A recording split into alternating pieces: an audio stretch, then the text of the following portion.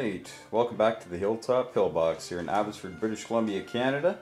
And we have relocated to the upstairs part of the pillbox, as the downstairs part is filled with our 1939 game right now that we're playing via YouTube with Axis and Alloys. So make sure you check that out if you haven't seen them yet. It's a really good game going on. Made a couple of errors as far as the rules go, but we fixed those. And moving forward, it's that problem that you have when you have so many different rule sets going through your head and so many variations on rule sets, and eventually you're gonna mess up. It just happens. But because we're both pretty forgiving guys, we continue unabated. So of course here we are with the 1914 version, and in the last couple games I've asked people to put, what are your thoughts on this game? What are your thoughts on some of your house rules? So we are going to implement a house rule that somebody said, which is that you can actually build in Munich. Okay, so the Germans can construct in Munich. And I believe it says 4. I didn't see a limit as to how many they could build in that zone. So I'm not going to limit it. So it's one closer to France, obviously, but further away from Russia. So 6 one, half dozen the other.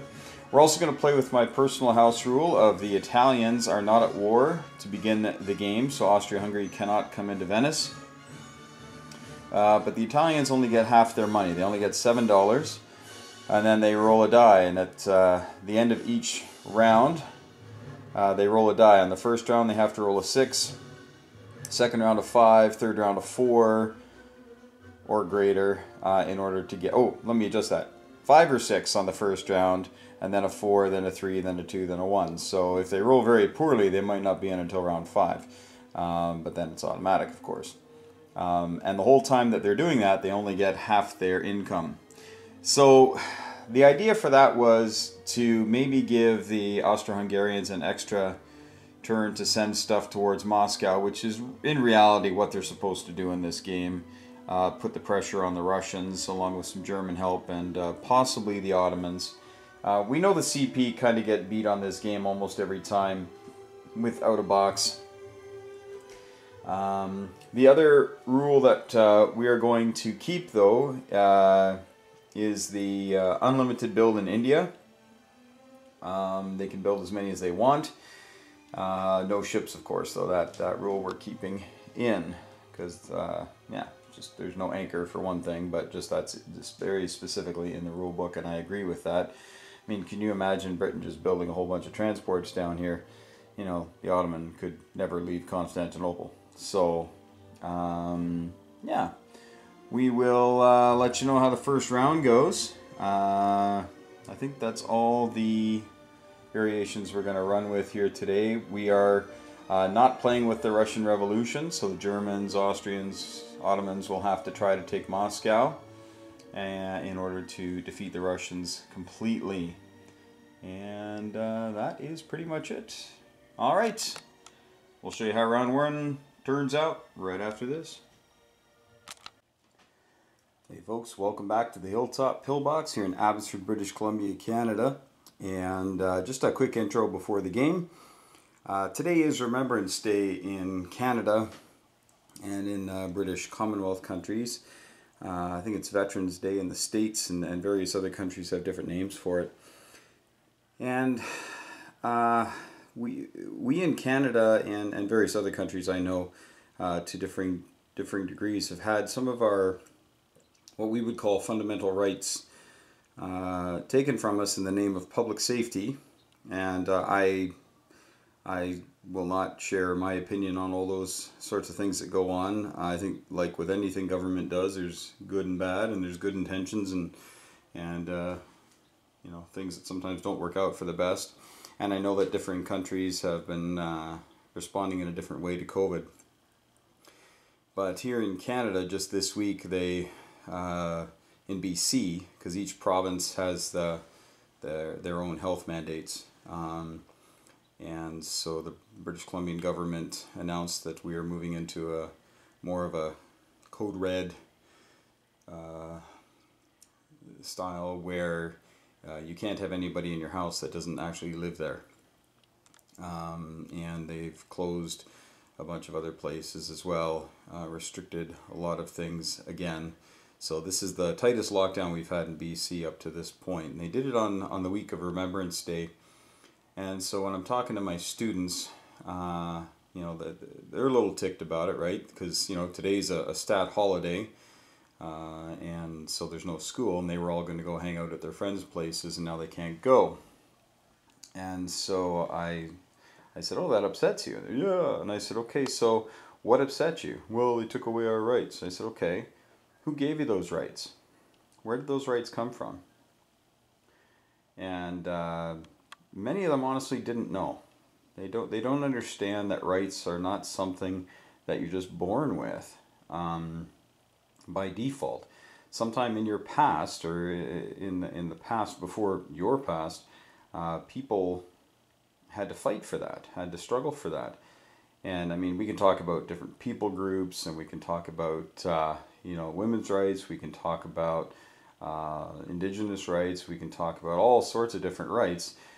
But those rights are only rights because of a struggle, because of some sort of a conflict. And I try to impress upon them the fact that I have done nothing for these rights, you have done nothing for these rights, and yet we enjoy them. And then when they get taken from us, we squawk. I'm like, well, it's kind of like if somebody hands you a $20 bill on the street and you had no idea that it was coming to you, and then another person comes up and says, oh, I'm going to take that now. It's like, it really shouldn't bother you that much, because you did nothing to earn that $20. It was given to you. You enjoyed it for a moment, but before you could actually cash it in, it was taken from you. But you're no worse off than you were before. And so I try to tell my students about that, just let them know that, hey, you know, we are so far removed from conflict that I don't even think about having rights taken from me. Like, it's something that, what? That's such a foreign thing. How can they possibly do that? And yet here we are. And I said, that's exactly the reason why Remembrance Day is so important this year. So instead of being upset that you can't go to your friend's place this week and next week, I said, be happy that you have been able to for your entire life. And that nobody stops you and asks for papers when you're crossing the street. Nobody breaks down your door and arrests your parents and hauls them off in the middle of the night. And it's hard to be thankful for something that you've lived with your whole life. I understand that. And I don't even know how thankful I should be, right? I didn't have to struggle for this. Even my parents didn't really have to struggle for this. My dad was born during the war. But just a thought before I get into playing this game where we move little pieces of plastic around and make funny noises and whine about dice. This is all here because this freedom to do all this is here because of others, not because of anything I've done. So I'm very grateful, very thankful, and definitely I take time to just contemplate that and think on that. And I would encourage all of us to do the same thing. Just be so thankful that we are in a country where we have freedom to play games like this. You know, and whether you're in Canada or America or Britain or any of the other countless free nations around the world, you know, getting our freedom, you know, taken away little bits at a time in the name of, you know, public safety. Don't really think it's time to whine and moan and complain too terribly much. It's unfortunate, right? It's unfortunate, but maybe we'll just hold those rights a little bit more dear when we do get them back. So enjoy the game, folks, and thanks for listening, and let's just always be thankful. Alright, round one is done, and wow. We'll see how these rules are working out. We'll start down here, and we have the Brits who took Persia, only lost 2 guys doing it too, had some good rolls there. In fact, there's some interesting rolls for these neutrals and whatnot. We'll talk about them in a second. And then they built 5 units in India, so not overly heavy build there, and left the transport there. The Ottomans came up and snagged Sevastopol because that was empty, because the Russians have some problems. We'll talk about that in just a second. So the Ottoman just built 5 men, saved 1 in Constantinople, and bulked up Transjordan to stop any sort of a British move this way. The Italians just moved down here, British East Africa. The typical exchange of stuff went on in Africa here. The British did try a shot at wiping out the Germans. They did get 1 hit, so that killed the artillery, and that is pretty important actually, because now when the Germans attack, it'll only be at 2. There'll be no 3s coming at you, so be a little bit better. The Germans, of course, scoop these up, and they'll be gone before the French are able to come after them too hard. They'll head back to Togoland. The Italians, they're in the war. Rolled a 6 right off the bat. Very first thing, boom. So they're in, and moved everything up to the front. We left the Austro-Hungarians a sizable force here in case that did happen, and so that's what happened there.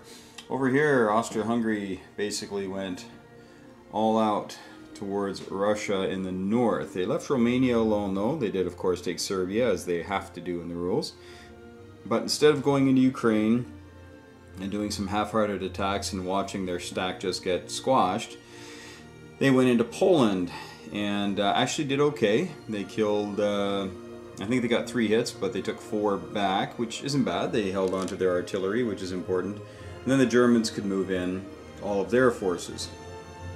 And so now the Austro-Hungarians brought their big stack from Vienna. So you can see we've got 21, 22, 23, 28 infantry here in Galicia. That'll be moving into Russia next round. So the Russians do have some concerns here. It's early though, it's early. They took Romania, of course, as being an ally. Austro-Hungarians tried to kill Albania, but only knocked it down to 1 infantry and took some hits doing it.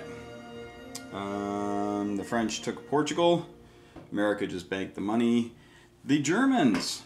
Okay, so I wish I would have filmed it because you're probably not going to believe me. But the German subs in 7 came across to 8 to go into 9, and when they came into 8, of course, you got to roll 2 dice. Got 2 1s. So that sank the German subs, and then the other subs came in from 5 and they had to roll, got 2 1s, sank both subs, and then the British cruisers and battleship were able to destroy the German cruisers and battleship and suffered no losses. So yeah, it's that's it for the German Navy. They went into Holland and went into Belgium, and in Belgium they wiped everybody out in 1 round. And took 3 hits, but in Holland they took a couple of shots as well. Lost 2 guys in Holland. It was pretty devastating. Actually, I think in Belgium they may have taken more. I'm thinking there was more that went in, but yeah, I think there was 7. Yeah, they took 4 hits in Belgium. There were 7 infantry in the Ruhr, and they went into Belgium and they took 4 hits out of 4.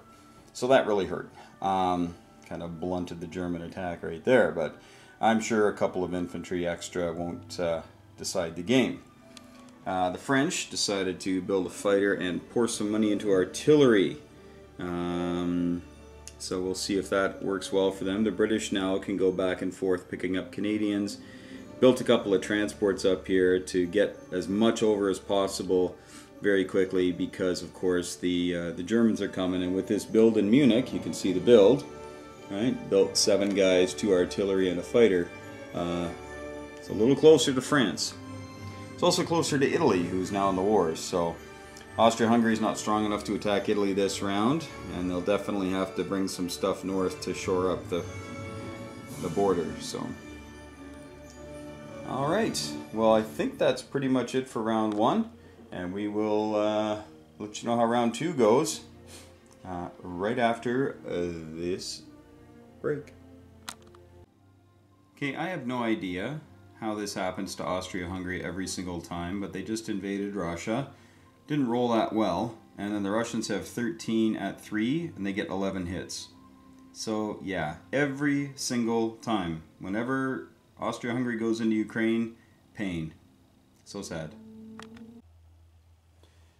Well, you've already seen what happened to the poor Austro-Hungarians, so we'll get back to that in just a moment. Here in the southeast corner of the map, the Brits continue to pour money into India, hoping to put the pressure on, and the Turks, sensing disaster if they stuck around Mesopotamia, have regrouped. The cheeky Italians decided to grab Smyrna for $2. They're going to lose $7 worth of stuff, but maybe they'll kill a couple of things at the same time. The Brits came into Saudi Arabia, well, sorry, just Arabia, and grabbed that for free. And the Italians also came over from Libya to help bulk up Egypt a little bit. Down here, a little bit of a story. The Germans were eliminated from Angola. All they have left now are these 3 lone infantry, and they'll probably group into a pair here in French Equatorial Africa for their last stand. Togoland will, well, likely just stay there. Not much for him to do. Over on the Eastern Front, the Ottomans came in and took Romania away from the Russians, because the Russians had gone up into Galicia. Just with a lone guy to grab that, just to be annoying. And you saw the disaster that was happening in here. The Austro-Hungarians punched pretty well. They got 11 hits, or 10 hits out of their 30 dice, most of which were 2s. So they did okay. Not as well as they should have. They should have hit a little harder, considering they had a plane that gave their artillery shots at 4. But then the Russians were able to pull everybody in from Belarus, and they just smashed down on this. So the Austro-Hungarian Eastern Army is a spent force again. I tell you, just no matter what they do, I don't know, maybe my house is like cursed for the Austro-Hungarians. I don't know, but they certainly don't like going into Ukraine. I'm part Ukrainian, so maybe that's it, eh? Alright, up here the Germans moved into Belarus, killed the lone Russian who was in there, almost said Soviet, but not yet. Livonia was taken by the Austro-Hungarians, and the Germans reinforced it, so they're trying to surround Moscow a little bit here. The Russians built a whole bunch of men and 1 artillery, of course, and you see there's no planes over here now, so they both rolled, somebody rolled a 1, somebody rolled a 2, I forget who, but both the planes got knocked out. So all this artillery that the Russians were hoping to have a bit of a punch with are now gone. So Russia will likely have to retreat from Ukraine, as there's some decent force here. We'll see what these Austro-Hungarians do, probably take Karelia. But the Russians are getting pushed pretty hard here, and with the Ottomans pushing in as well, Sevastopol's likely to go this turn, and that'll be it. And Russia is really tied up. So things are looking good for the Central Powers over here. The Ottomans might be able to bring these guys back around and get into the British flank. So that's what we'll try to do. Over here, with the Italians in the war, they were able to coagulate all their forces up in Venice. And it's far too many for the Austro-Hungarians to attack this round with any chance of success. But they do have to take Trieste back, which I'm sure we will do. Over here, the Germans had to build a substantial amount in Berlin. Why? Well, no longer have a navy, right? And so the British could sail transports into here and just start taking things. But instead of risking losing a transport loaded up with a couple of units, we decided to do the sure thing and just get them onto the continent and help protect the western flank of the French army, the northwestern flank. So there you go, they're all there ready to stop the Germans. America just saved their money. The Brits sent another transport on over to Canada to pick things up next round. The French brought a guy and an artillery from Portugal. And that's pretty much the story there. We're thinking of trying something rather daring on this next round with the Allied fleets, but not sure if I'm going to do it, so I won't give any more information on that. The Germans have quite the stack in Lorraine, too big for the French to attack, but the stack for the French in Burgundy is too big for the Germans to attack. So there's going to be a little bit of a build-up here. And we'll see if the German flow, which has turned to a trickle in the south, maybe it'll get back to being a flow again. Maybe the British will do some spoiling attacks, but it's always risky. I've been rolling a lot of ones today, so we'll let you know how turn 3 goes, and see if the Ottoman can get these pesky Italians out of here and still hold on to their territory, because there's lots of Brits over here and some more Italians ready to come.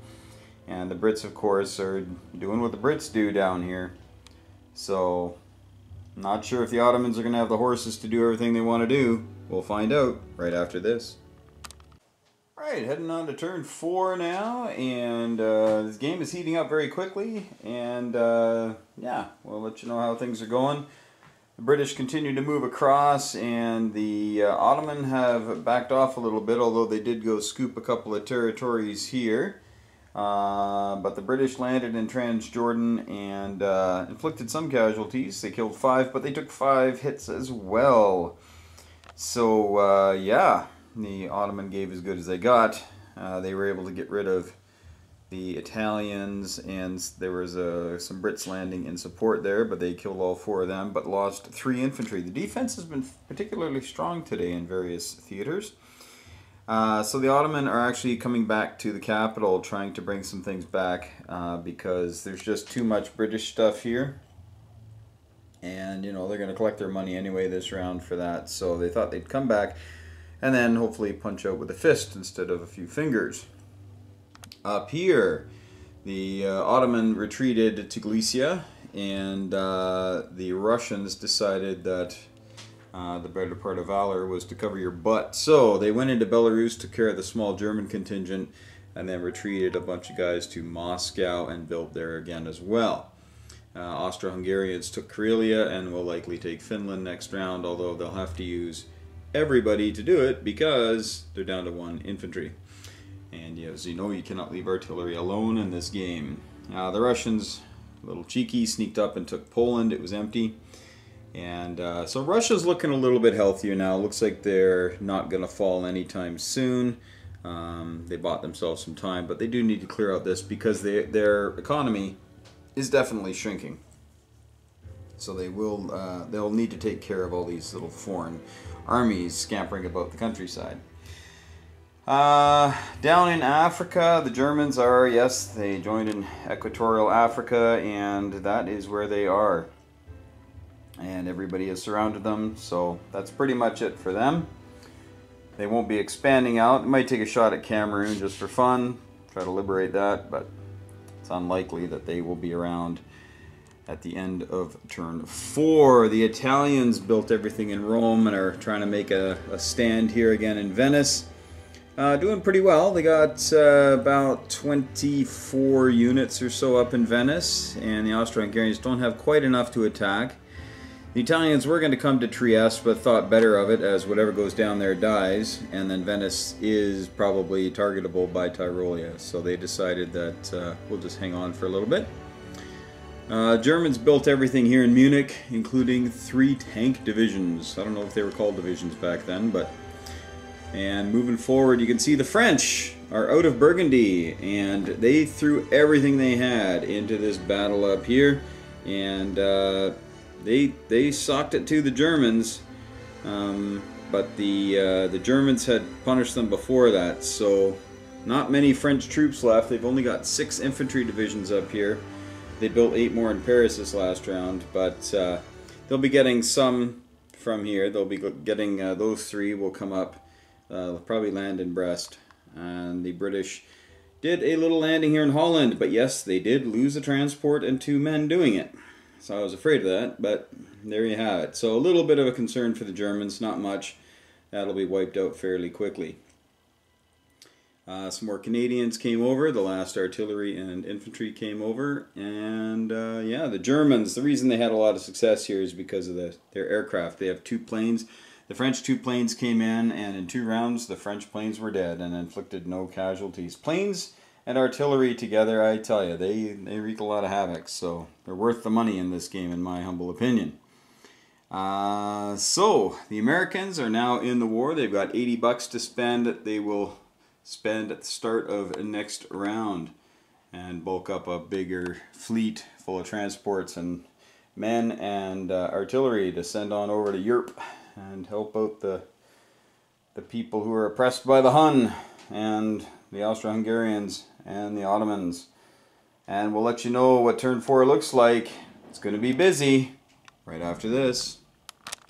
Alright, turn 5 is in the books, and let's take a look at how things are going. Well, down here the Brits are encroaching on the Ottomans, but the Ottomans have girded up their loins for the big battle, and they actually outnumber the Brits right now, so Brits may have to actually retreat on the next one. Oh, sorry, the Brits lost this battle. I forgot to take him off of there.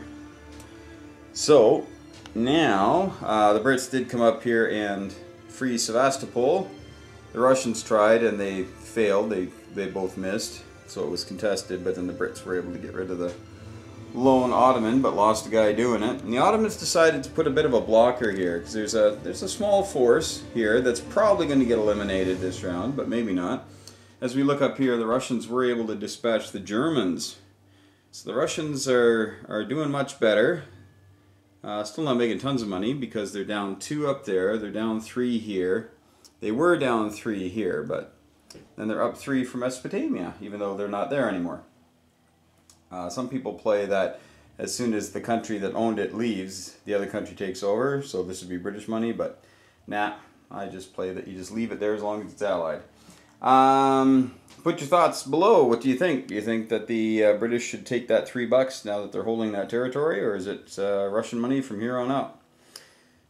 In Africa, the Italians attacked with artillery and 2 men and got 1 hit, and the Germans defended and got 2 hits. So yeah, it's just how it's been going. Defense has been very strong. I don't know if I mentioned it last time, but that crazy thing I was going to do with the Allied fleets, I was going to go French, British, and Italian and hopefully kill the Austro-Hungarian fleet. Because really these fleets have nothing else to do, right? There's really not much for them to do in this game. And I think they cost way too much. Considering that there's nothing for them to do, I don't know why anybody would ever buy a battleship. So, I don't know, somebody can say below, I don't know, maybe using them in defense of England if the Germans had a better first round, maybe. But beyond that, I mean, good grief. You got to spend so much on the ground. Who's going to spend 4 men worth of stuff on a battleship? So, anyway, pretty static line here. The Italians didn't want to leave the confines of Trieste, or Venice up here, pardon me, to go into Trieste. And the Austro-Hungarians, although they have a lot of guys here, they're still outnumbered, so there's an uneasy truce going on here. Mathematically, it doesn't make a lot of sense for either side to attack. If one side attacks, they'll likely lose 30 or 40% more, and then in the counterattack they have less to defend with, and of course then it's curtains. So the Germans have been marching on the doorstep of Paris here, and up here in Picardy there was a huge battle between the Germans and the English and French, and they knocked them all the way down to about 4 units. And then the French hauled in their infantry and didn't attack though, just kind of bulked it up a bit. But the Germans will likely take care of that French stack, and it'll be close. It'll be close this next round. And they might scoop up some French territory here, hoping to draw British out of Paris. The British came up from Portugal here, of course, brought them up, and helped to, hopefully helped to save the place a little bit. The British, a little cheeky here, hop into Belgium with 6 guys, and the lads in Holland are just holding there. The Germans moved up and are kind of daring the British to blink on this one. Germany, for their part, they got lots of money and they got lots of stuff. Time is now on the Entente side, so these Central Powers were just pushing right at Paris. I'm doing some math in my head, and unless they get some excellent rolls here, I think it's going to be another CP loss. I hate being defeatist here, but just hasn't gone their way with the dice, especially. Over here, you know, yeah, there's some Austro-Hungarian troops here, but the Russians outnumber them 3 to 1. They're going to probably come crush them. Like, the Austro-Hungarians will likely retreat here, and they're definitely in a 2-front war now. The Ottoman are probably the healthiest out of all 3, although they are down $5 on their economy here. They're up 6 there. They were up 12 actually a turn ago. But they could probably get rid of a lot of this annoyance, and there's not much to come and annoy them after that, right? I mean, India is a big deal, but beyond that, so we'll see. We'll see how that goes. Austro-Hungarians continue to own Finland. Russians scooped Karelia, of course. And USA is in the war. So here they come, folks. So they saved all the money. We had $80. We spent 69 of it. So we have like 7 transports, and now there's 7 men, and there's 7 artillery. I actually built 1 extra artillery, but we'd probably build it next round anyway, so not a big deal. All right, we will see what happens here on turn 5. Wait for it. On to turn 6. This will be a very telling round. Let's get to it here. All right, the British continue to put a little bit of stuff into India, but the Ottoman tried a headlong drive into Mesopotamia, and it didn't go so well for them. They did take out a number of British troops, but they lost more than they killed, and they've ended up the same amount of stuff in there, except the Brits have a plane. The Ottomans certainly have more reinforcements coming than the Brits, but the Brits also have some help here from the Italians. So this is a real quagmire over here. Up here, the Russians were able to solidify their hold on Moscow, and the Austro-Hungarians don't have enough to take it. The Germans kind of snuck in here, but Russia is really ready to sortie out and really cause some grief. A big stack of artillery there, about 25 artillery, to go along with about 13 infantry. Over here, not much is happening, pretty much status quo. Again, this is going to be the turn somebody's got to attack, though. It's just got to happen. Nobody wants to get weak, though, and that's the problem. Down here, it's just kind of ring around the rosy over here. These guys just keep dancing around, and nobody can get a hit. So there you go. So the Brits will probably head in there next round and give it a shot. The French will definitely head in. So with 3, hopefully they'll get a hit, and then we can just ignore Africa for a while. Speaking of Africa, the Americans have arrived and brought 14 units with themselves and are going to be heading over somewhere over to here, while the Germans actually held Bordeaux and Marseille at the end of the last turn, as well as Burgundy. They held all 3 of those, but of course the French took Burgundy back. It was empty, and took Bordeaux. Those were those troops that were in Brest. But if we look up here, you might say, hey, didn't you have those 6 troops in Belgium last turn? Yes, we did, and they attacked and got no hits, and they got strafed for 1, and then the artillery at 4 took care of the rest. So that was 6 divisions just thrown away for no good reason. So the Germans are definitely going to be punching into Paris here. At the very least, we'll keep Paris, that $6 out of French hands while the war goes on. Now the Italians have brought up 6 divisions here and some artillery to help put a bit of a stop to everything, and it may work. We'll see. The British are still trying to get things across the channel. The British sent over their 2 transports that have nothing to do and picked up some British troops. Oh, nice ominous music here. I think this is from, I don't know, this is Interstellar maybe? Not actually sure. It's a Hans Zimmer soundtrack. It's really cool. The British may actually have to try that desperate attack again, because trying to land on the beach with all those artillery getting a free shot to start, not a lot of fun. So that's where we stand right now. Again, the Austro-Hungarians remain up in Finland, just happy to keep that $2 for the next few rounds, and the Russians are happy to let them have it as long as they can start punching through some of the stuff down here. But Austria-Hungary gets to go first. Let's see where this army goes. It's not very big, but we'll see if it can cause some grief somewhere. Time will tell. Round 6 is over.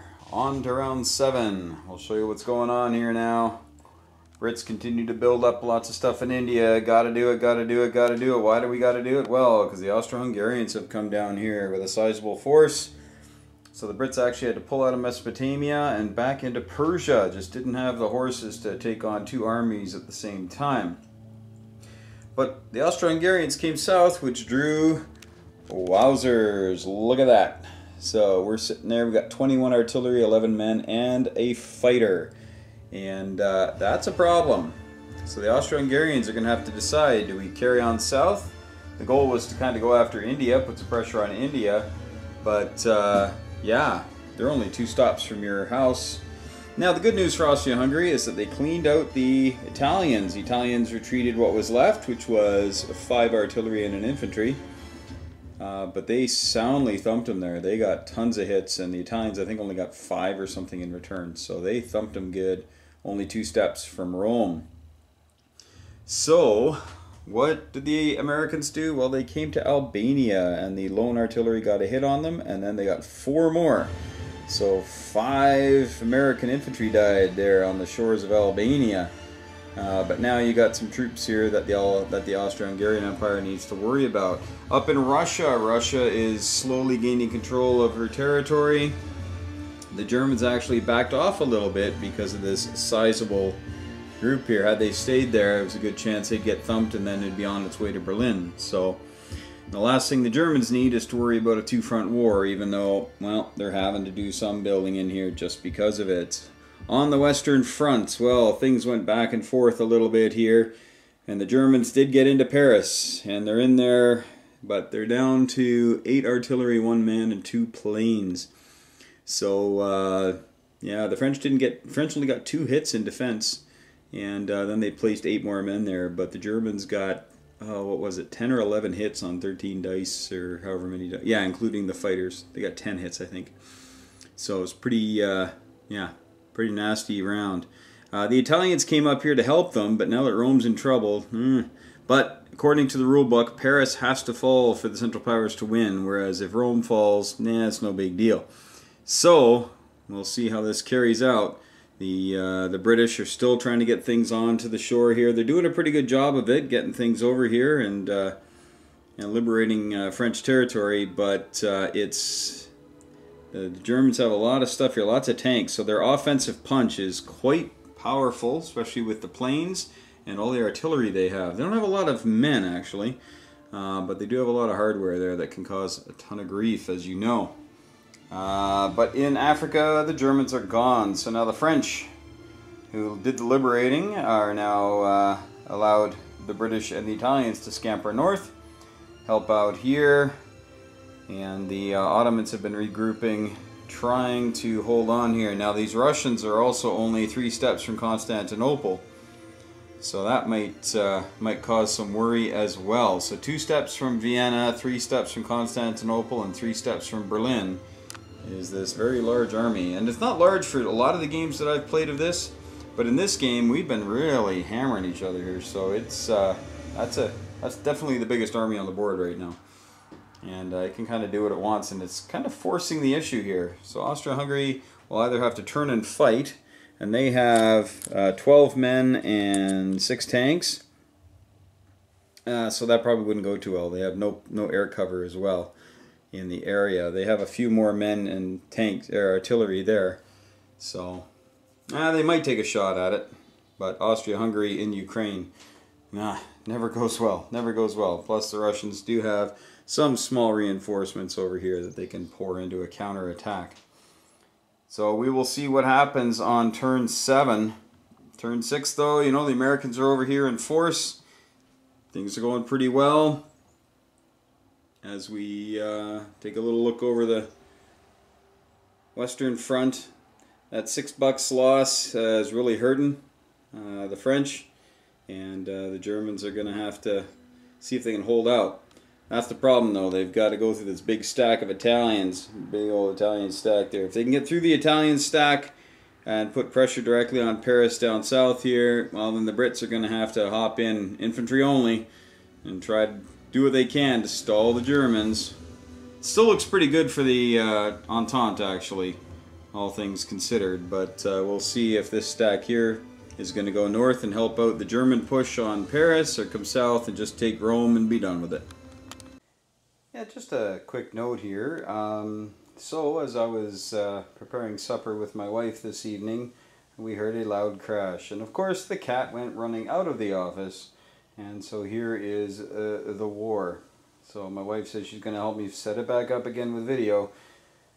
This is going to take a while, so next thing you see here will be probably quite a while after after this filming. On an unrelated note, does anyone want a cat? Turn 7 is over, headed to turn 8. The board was reset. Took a while watching video and making sure everything got put right in the back of the right spot and the right amount. A little tough to see sometimes, but we're going to make sure the cat doesn't come in here anymore. Alright, so down here the British are on the march. Just too much for the Ottomans to handle. So the Ottomans have peeled back and kind of hunkering in the bunker right now. They got a lot of guys. They've got lots of guys, but they are definitely on the defensive now, trying to soak up as much of the British attention as they can, hoping that the Germans can do something about it. The Italians are moving up, French moving up. Again, the rest of Africa is empty. Over here on the Russian front, well, the Austro-Hungarians did come in and gave a fairly good accounting. They hit 11, I think. Let's see here. No, not 11. Yeah, something like that. It's a good amount anyway. 13 maybe. But the Russians came back and took 16, and then they came with their force from Moscow and beat up the rest. So the Austro-Hungarian force, which was decently large here in Sevastopol, no longer exists. But they did enough that the Russians could not then move into Galicia this turn. And so we're going to have the Austro-Hungarians repeat that and head back into the Ukraine here. Just buying some time. Some Germans here can help them out. And the Russians aren't making a lot of money. They were able to liberate Finland up here. But they're not making a lot of money. This was their biggest payday in a while, and it was 22. But recently they've been making a lot of 17s, 16s, 14s, stuff like that. So this is kind of like the whole shebang here for them. So they really can't afford to go this way right now, because if Germany goes north to Livonia and then into Moscow, you know, they can put 7 more men there, but yeah, if Germany gets lucky with the dice, you know, that amount of guys might be able to do some damage. So, and the last thing the Russians want to do is be cornered in their capital. They're needed. Their help is needed. The Americans moved from Albania into Serbia. Not a very wise maneuver, as it turns out. They took it on the chin there, and they're down to 3 units. And yeah, they did go to Trieste and scooped $4, so good for them. But their expeditionary force here is not long for this game. Not much. I think I've already gone over most of this. Brits are happy to hold here in Transjordan, and then they're going to creep forward here and put some real pressure on Constantinople next turn. The Austro-Hungarians built a lot of artillery and men in Vienna, can go east or west. Rome decided to send their stuff up north here.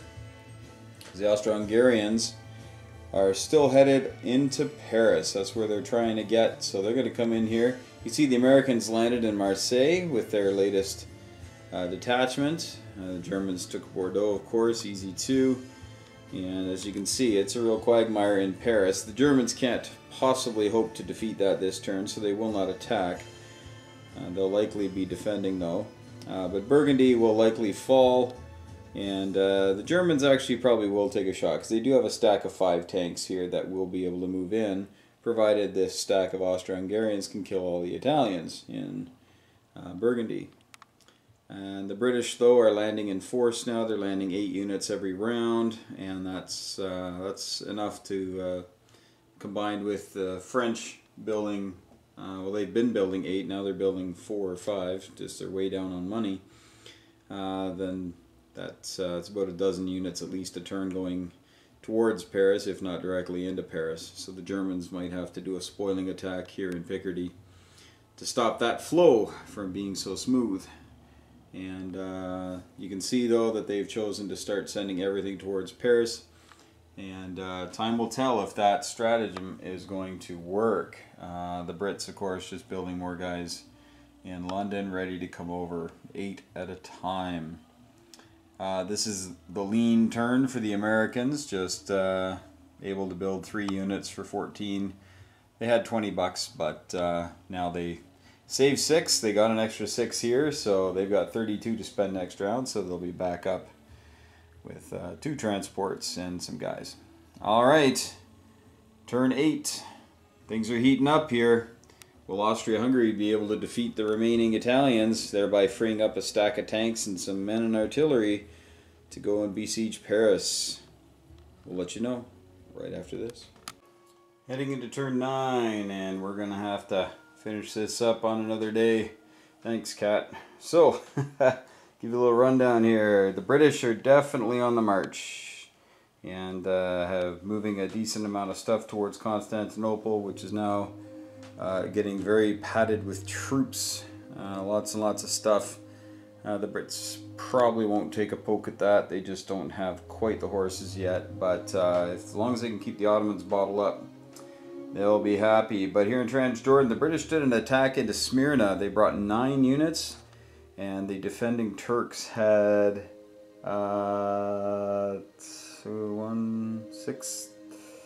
13 units, and they got 9 hits and took everything out. So that was not the way it was supposed to go. And then the Turks came down and killed the 2 Italians.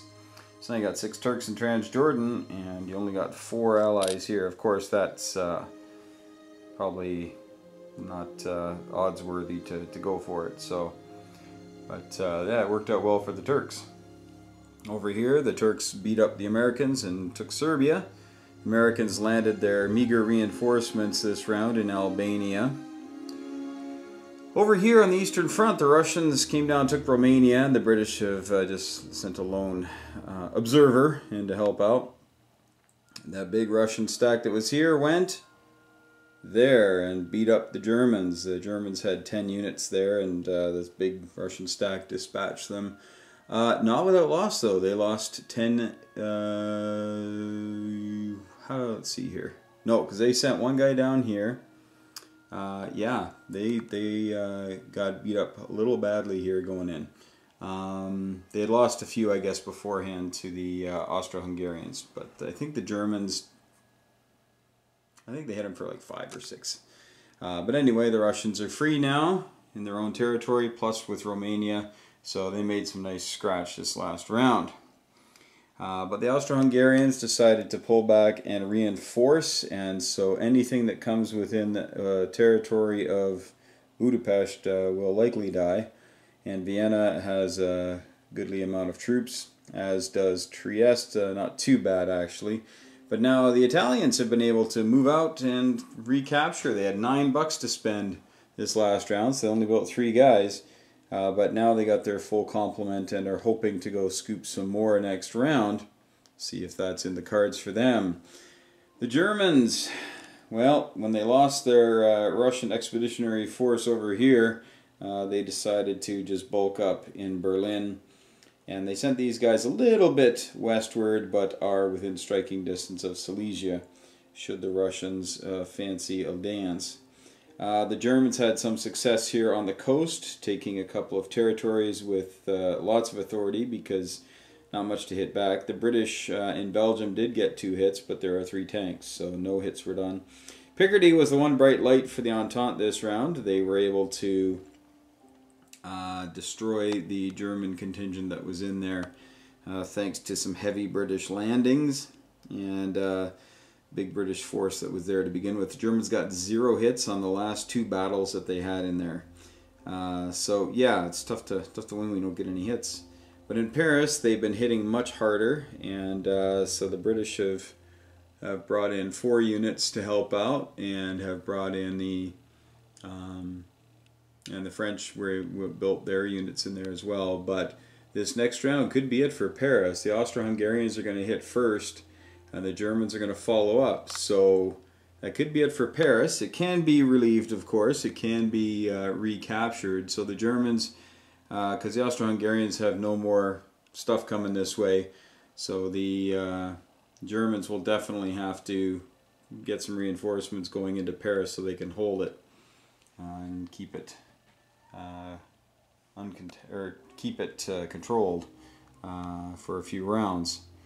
Not much else to say. The American transports are doing their thing. Lone transport there. Those 7 are headed back, and 2 transports and 2 men and 2 tanks this time were built to fill up the boats. So Paris might fall this round. We'll let you know, and we'll see how easily it falls. Meanwhile, the British could likely come and relieve it. They've got about 15 units ready to pounce. So if the Germans and the Austro-Hungarians don't make a clean sweep here, then there could be some trouble. But if the Austro-Hungarians do take it, the Germans can punch north, clean up Picardy. That might be it for France. So I'm not saying that's it for the game, but it likely would be. So we'll see what happens on turn 9. We'll see if Constantinople can hold, and we'll see if Paris can hold. Time will tell.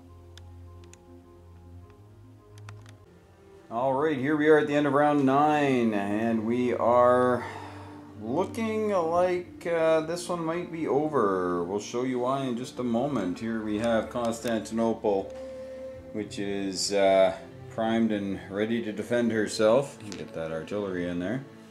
They're sitting there with about 25 units. So they're not enough British stuff to kill it in one shot, but maybe in a couple. But the Ottomans did have incredible success. The 6 units from Serbia took on the 4 Americans. They got 6 out of 6 hits.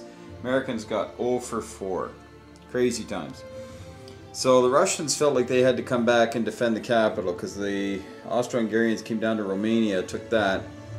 And as much as the Russians would like to put a little bit of pressure on Berlin, if the Austro-Hungarians had moved here, their big stack would be out of position and these guys wouldn't be able to defend. So they did take Galicia just to be cheeky about it. The Germans thought they'd come down here just to provide a little bit of support, but have bulked up Berlin and put a huge build here. Italy sent some stuff up here to annoy the Austro-Hungarians, but decided not to go in there into Tyrolia, because of course the big stack of Germans and Austrians just wiped them out. So they're just trying to hold on to their territory. And they did go take a couple other places here because they're vacant. And why did they take places with their symbols? Because Paris has fallen. Yes, Paris fell. Austro-Hungarians knocked them down to about 5 units, and then the Germans attacked and had 5 tanks. They got 6, 7, 8, 9 hits. Plenty. And so that was it. So the British landed some more guys here. The Germans did a bit of a spoiling attack on them. And so the British landed 10 units over here, and the Americans joined them with 6 more, hoping to maybe help out Paris. Now the neat thing about this game is that, yeah, once Paris falls, I mean, that's pretty much curtains for the Entente. But if you have enough stuff sitting around Paris, you can go in there and possibly whittle away, because the Austro-Hungarians have nothing coming here. This is all Entente troops. Now the Germans have a bit of a stream of stuff, but if they could interrupt it and keep bashing away, they might be able to get Paris back before anything else falls, such as Rome. So we're gonna see what happens here. The Austro-Hungarians look like they want to go into Ukraine again, which is, again, they're not going to do, because of course it never works out for them really. Rarely does. And also the big stack of Russian artillery is just a bit too much. But Rome is the more likely target now, and so if they can't free Paris in 4 turns, because that's how long it'll take Austria-Hungary and Germany to get down to Rome, then that will be it. That will be it. So we will carry on, see what's going on here. The Americans brought over a couple of tanks here. They got lots of transports now, no need to build transports, so they can build more units and bring them over shortly.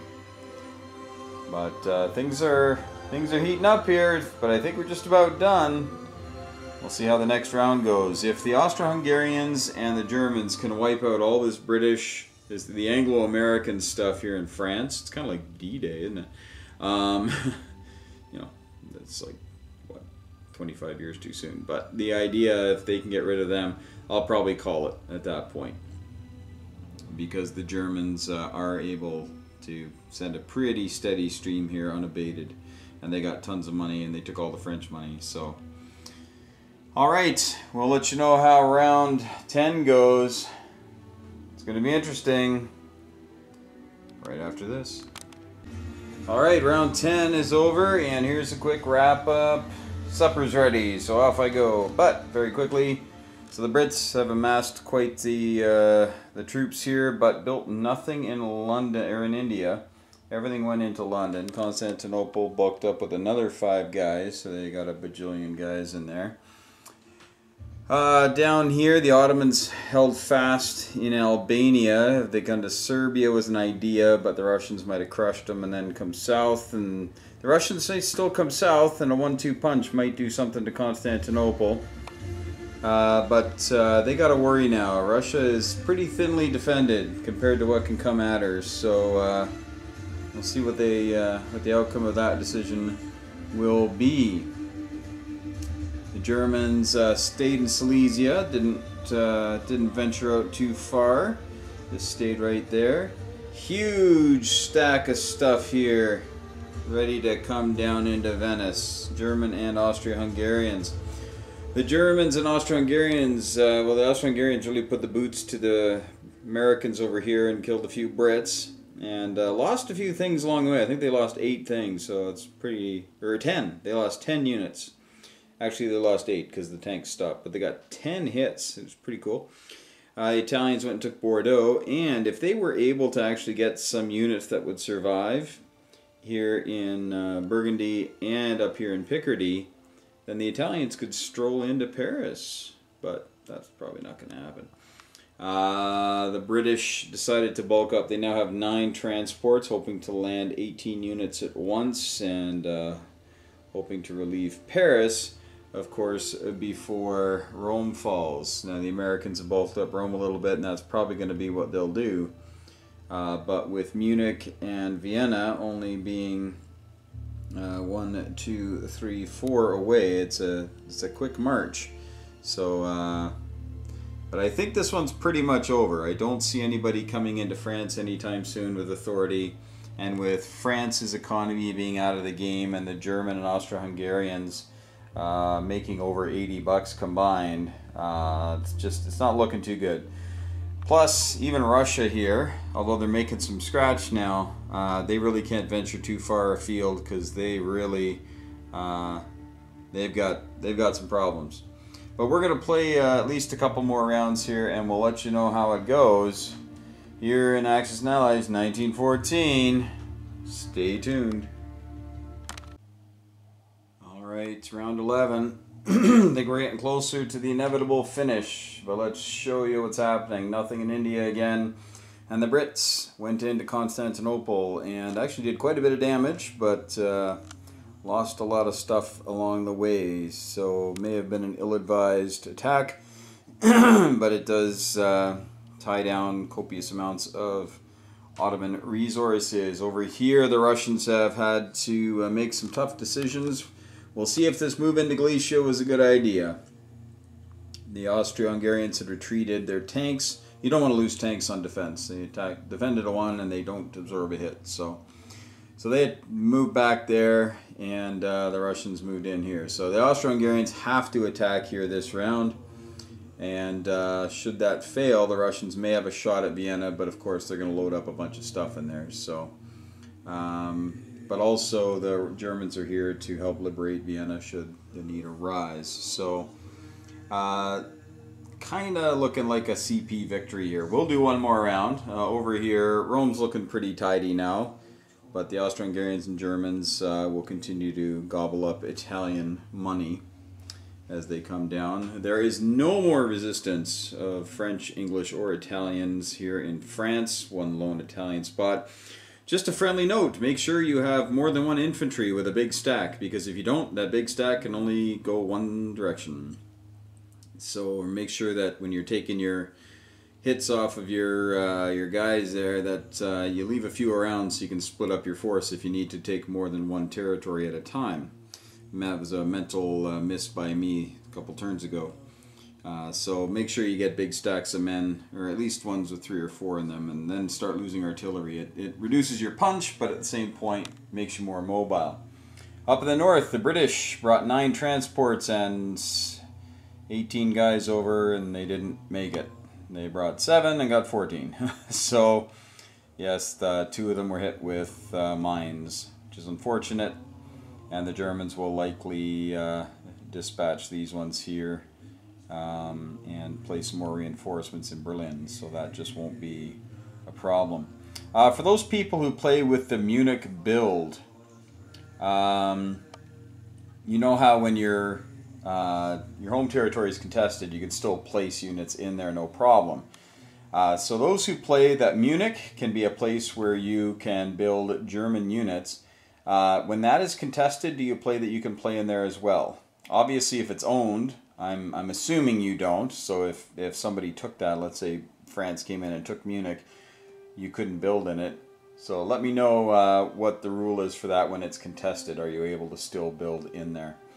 The British built up everything here and are ready to land more stuff. Might be for naught though. I think one more round will tell us what's going to happen. If the Germans or if the Austrian-Hungarians have horrible dice here, who knows? But if they sack this army here, and the Germans can follow up and finish off what's left, I think that'll probably be curtains. I've decided as the CP guy, I'm both sides obviously, but as the CP guy, I think we're gonna just fight a delaying action here against the Italians and the Americans that are showing up now, and Superman's gonna come help, if you can hear the music, and not bother trying to attack, because we couldn't defeat all that power, but we can certainly stop them from coming in. So that's probably what we're going to do, is fight to just hold that territory and then go after Moscow, because Moscow has no friends right now that can really help them out. So with Austria, Hungary, and Germany pushing all their might towards Moscow, pretty inevitable. But we're going to play one more round, and looking like a CP victory, but hey, we'll keep rolling dice just to make sure. Alright, heading into round 12. This will be our final round. So Constantinople, there's no attacks in there, but the Turks did manage to free Ankara. And the Austro-Hungarians pushed into Romania, chased away the Russians out of Galicia, and then the Russians had to back up because they knew the Germans were coming. So they backed up, and but they'll probably get hit again here by the Austro-Hungarians, and then probably hit again by the Germans. So I think it's pretty much over here. Big stack of Germans there coming in. The British had some success here. They had a they just sat there and the Germans attacked, and the Germans got a good amount of hits on them, but the Brits got more back. So that's always a little painful to watch. The good, bad, and the ugly, I guess, here. Alright. This is just a big clot here, so no one's going to be moving anytime soon there. Germans came down with a good stack of infantry to take Marseille. Americans were able to bring over 6 more units, but all they're building now each round is 4 men, 2 artillery. That's all they can build. The Brits built a couple more transports and a big stack of men, and may take a poke at Berlin just to see if it'll work, but since I know that, I'm going to load up Berlin, so it's not likely to happen. And Paris has been reinforced, and yeah, it's not going to fall anytime. Looking like a CP victory, but we'll play one more round here, or at least we'll play part of the round. We'll see how this goes. We'll let you know in just a moment. Okay, this is not a real-time shot. This is something that happened during the turn. So there were 10 dice, and 5 ones were rolled. I'll give you 2 guesses as to where this happened, but you're only going to need one. Yes, the mines in Sea Zone 10 knocked out half the transport fleet and killed 10 units, including 5 artillery and 5 men. And then the Germans ended up getting 6 hits in defense, and the Brits survivors only got, I think it was 3 hits. So, we're going to call it. Britain just cannot possibly sustain these types of losses and continue. And Britain did an attack in Constantinople, lost everything. I rolled it out. I rolled out their attack. They got, I think they got 6 hits. So I'm going to take those off now. I didn't even take them off because it was just dreadful. Like, when they got their 6 hits, I thought, oh, that's not good. And then they ended up sustaining 100% casualties. So they lost everything. And before the battle, the Turkish plane shot down the British plane. So they got a strafing run, got a hit, and then their 2 artillery both got hits at 4s, and then they got a whack load of 3s. So, yeah, we're going to call it. While Russia is completely besieged here, it does have more stuff than what's facing it, but not more than what's coming, and also no help from the south anymore. And now the Brits are going to have to start building in India, or else this stack of 6 guys is just going to mosey on over and take all this stuff, and people can take this away, and pretty soon it's curtains. I can see it clearly, like a horrible nightmare on the wall here, that this is over, because now the CP are going to leave all their stuff sitting here. It's too big for the Russians to attack effectively, and they'll just keep feeding into it, and when Russia finally tries to attack, it's going to be too little too late. So we're going to call this as a CP victory. I know you purists out there like to fight to the bitter end, but I've been playing this game over 3 days now, and that's good enough for me. And I think this is the first CP victory. So I've got to give the nod to Munich as being a place to build that really sped things up for the Germans and forced the hand of the French and the British, likely before they wanted to. And you can see the result, right? France has been out of the game for about, 3 rounds now, and I mean, good grief, look at the stack of German stuff, look at the stack of Austro-Hungarian stuff all around the board. And the only reason that the game is not in doubt but could keep going is because Russia can pile up stuff and just sit there, but eventually they're not going to be making any money because they'll haul in there and there'll be too much stuff for the Russians to kill, and they won't be collecting any money. So, because all of these territories will be taken. I don't think it's outside the realm of possibility to actually have the Turks really threaten India if Britain is committed to trying to free up France.